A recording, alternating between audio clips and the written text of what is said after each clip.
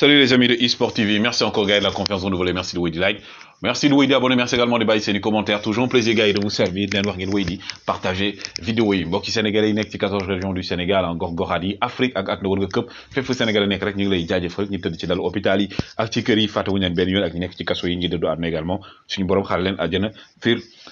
daw si gars yi donc actualité oblige gars yi dañuy waxtaanee li nga xam ne mooy le mercato mais aussi lii di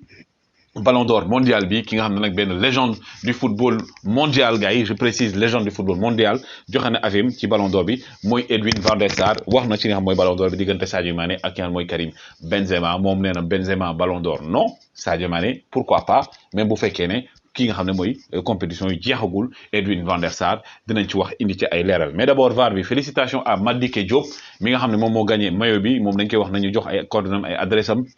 pour ñu mën ko jox ki nga xam mooy participation maillot bi ñi nga xam ne gagné wuñu dañ leen wax bonne chance ngeen continuer de jouer je précise principe bi mooy da ngay abonné di commenter constamment nekk koo xam ne réellement da ngay wéy di commenter bu ñu poser question boo joxe réponse exacte nga gagné ko maillot dañ koy may jaay ñu ko defuñu leen et c'est ki ñu joxe maillot boppam mooy tànn ki gagné mais également yéen kay bi de l'équipe n'est vraiment pas classique di classico bi amoon diggante Marseille ak Paris Saint-Germain ñëpp yaakaar ne match bu neex lay doon mais match franchement ay gaañante rek la nekkoon ñii di waa Marseille 3 passes décisives lañ def ci match bi ñii di waa Paris Saint-Germain am 2 passes décisives muy seen 2 buts ñu am ak penalty bi gars yi donc match boo xam ne aussi VAR bi bëri na fa solo Vlasic démb dafa gaañ Westwood ci match bi ñu doon am ak ki nga xam mooy Burnley gaañ ba métti moom sax dafa mujjee tiit di jooy loolu def tour réseaux sociaux yi encore ki nga xam ne mooy Westwood moom gars yi instant yi blessure am grave na mais Vlasic moom affaire bi daf ko jàpp carrément donc aujourd'hui l'Angleterre parle toujours de cette blessure Cristiano Ronaldo gars yi nombre de buts yi mu dugal mi ngi nii 143 de la tête 515 du pied droit 149 du pied gauche yeneen yi cuisse la ak leneen li nga penalty 142 penalty la dugal 60 coups francs ak benn boo xam ne ci bas-ventre bi la dugalee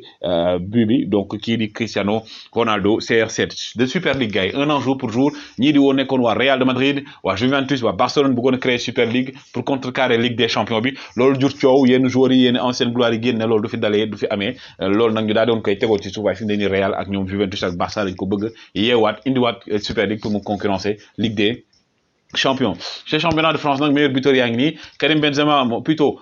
Kylian Mbappé moo nekk meilleur buteur avec 21 buts ki nga xam ne mooy donc Martin Terrier Ben Yedder am 19 ñoo nekk deuxième troisième Laborde am 14 Dembélé am 14 également Jonathan David am 13 kii di Andy Delors daal di am 12 ñi ñoo nekk meilleur buteur yi foofu noonu ci Ligue 1 kii di Karim Benzegol Benzetime di style Karim Benzema démb moo permettre ñi nga xam ne mooy Real de Madrid dans les arrêts de jeu dóor équipe bi di Séville 3-2 Karim Benzema bi nga xam ne actuellement mi ngi wéy di def saison bu exceptionnelle moom mi nekk actuellement ci meilleur buteur yi foofu noonu ci championnat espagnol mais également porté yanu équipe bi nga xam ne mooy Real de Madrid boo xam ne gars yi tey su eggee benn niveau bi Karim Benzema moo tax donc Real aussi ñi ngi jouer avec le feu comme on dit parce que bu fekkee ne benn joueur chaque fois ngay yaakaar muy dugal bis bu match jotee dugalu da ngay am problème parce que Real jeu bi ñu doon xaar mu koy wone du ko wone parfois mu wone ko parfois du ko wone et que fi ñu jëm nag il faut que waa Real de Madrid yu yeewu bu ñu bëggee gagner Ligue des Champions bi sinon mën na metti ci ñoom lii nag mooy classement bi Real de Madrid qui est presque assuré sauf extraordinairement quelque chose d'extraordinaire ñoom ñi ngi rawee Barcelone 15 points Barcelone nekk deuxième même bu fekkee ne Barcelone ñoom neen du ñu bàyyi dara Barcelone ak Séville ñoo tolloo point ak Betis bu ki nga xam ne mooy donc Sabali donc actuellement ñoo nekk ci haut du classement Real de Madrid ba léegi ak ki nga xam ne mooy Gareth Bale gars yi moom fi mu ne nii dañu woon day dem Angleterre ca Tottenham di ko tudd ci Cardiff et tout selon les informations gars yi nañ ba motul sax du jóge Espagne parce que mën na dem Barcelone benn club wala Atlético de Madrid parce que moom nee na il se plaît bien en Espagne en tout cas loolu la gars yi wax mais dara leeragul Espagne ba tey ki nga xam ne mooy Gabriel Jesus di l'attaquant brésilien de Manchester City Gabriel Jesus actuellement gars yi ñi koy tudd fu bëri et que Barcelone daf ko def aussi ci joueurs yi nga xam ne moom la ñu fas yéene indi bu fekkee ne Lewandowski finalement mujjut en tout donc Gabriel Jesus bokk na ci plan wu FC Barcelone bu fekkee ne Robert Lewandowski day prolongé ca Bayern de Munich wala mu dem ci beneen club mais il n'est pas le seul Darwin Núñez aussi nga xam ne démb dugalaat na ko avec Benfica ñu jël ko sax jox ko homme du match Darwin Núñez aussi club yu bëri ñi ngi koy topp waxoon naa ne Newcastle def na proposition joxe 60 millions mais Darwin Núñez ne day xaar ñi ngi ko wax Manchester United ñi ngi wax aussi Paris Saint-Germain bi nga xam ne mi ngi xaar booy boobu aussi donc Darwin Núñez bokk ci joueurs yi ñuy gën a convoité aujourd'hui ak aussi Manchester City mi ngi ci beneen joueur muy Gabriel Leao de Milan AC ndaxte nee nañ waa Manchester City ñi ngi waxtaan ci suuf ak ki nga xam mooy agent wu Leao moom Milan nag nee nañ mukk duñ jaay booy bi wala buñ koy jaay day fekk booy bi d'accord ba pare ñoom li ñuy laaj mooy 70 millions d'euros donc Leao moom dernièrement dafa ne woon xalaatagul jógee Milan AC mais on ne sait pas le football lu nekk mën na cee xew ki nga xam ne aussi mooy Erling Haaland xam ngeen ko Manchester City moo ko bëgg a jënd li tax ba léegi muy kale mooy que ne papam ak agent de Mino Raiola li ñuy laaj si nampaay ñoom ñaar papam 30 millions la wax nañ ko jox nampaay Mino Raiola di laaj 40 millions loolu nar a jur problème mais nag ñoom Dortmund dañoo war a jouer derby semaine bii di ñëw ak ñoom ñi nga xam ne mooy waa Bayern de Munich Bundesliga match la boo xam ne bu fekkee Bayern door na day jël quasiment championnat parce que 9 points leen rawee et 4 journées moom moo des foofu et aussi Robert Lewandowski gars yi kii duñu wax ci moom lu bëri gars yi dañ koy sous-coté c'est un joueur sous-coté mais actuellement c'est le meilleur buteur d'Europe Lewandowski depuis 2016 mi ngi ci kaw a kaw donc aujourd'hui aussi bokk na ci prétendant Ballon d'Or bi gars yi dañ koy fàtte di bëgg a def seeni lobbying mais également ki ngeen a gis nii donc nekk Julian Alvarez River Plate nekk joueur boo xam ne Manchester City moo ko moom jënd nañ ko ba pare Manchester City dafa ne woon da koy bàyyi nag équipe am ba juillet mais fi mu ne nii dafa am option boo xam ne dañoon bu fekkee dañoo bëggoon mu teel a ñëw dañuy teg 1 million 500 1 million 500 mën nañ ko wax d'euros si li nga xam mooy table bi fi mu ne nii nag ki nga xam ne mooy donc kii di Pep Guardiola nee nañ joxe lool parce que dafa soxla booy bi donc day ñëw avant juillet kii di aussi di Alexandre Lacazette nekk ca Arsenal nee nañ dañ fay jugee donc ki nga xam ne mooy Lyon aussi nekkoon fa soxla ko moom nee na nag musta couper lien yi ak waa Lyon mi ngi doon déggante ñoom mais wóorul ndax dina fa dem mais bu fekkee ne Lyon soxla nañ ko fay nekk si table bi mën na fa dem moom il ne dit jamais non kii aussi nga xam ne moom il n'a jamais dit non ci xam ne mooy relever ay défis di Thomas Tuchel mi nga xam ne gars yi actuellement moom en 6 finales yoo xam ne mënoon na fa yóbbu Chelsea en 15 mois yóbbu na leen ci 5 finales FA Cup bi nga xam ne qualifié war nañ ko ki nga xam ne mooy donc Thomas Tuchel ba mu ñëwee ba léegi Chelsea mi ngi egg ci beneen niveau donc day wane aussi que ne Thomas Tuchel ba mu nekkee Paris Saint-Germain ce n'était pas forcément lui le problème mais encadrement bi la ak yenn joueurs yi nga xam ne duñu woon joxewu mais aussi les rois d'Afrique ñett ñii la Sadio Magnifique Mané Edouard Mur de Gorée Mendy ak Mohamed Salah Lazer ñii actuellement ñoo teg seen tànk gars yi ci Afrique te gars yi dañ leen di fàtte parfois di bëgg a dévaloriser ñenn mais ñii ci Afrique ak ci Premier League ñoom ñoo fay chef yi mais Sadio Mané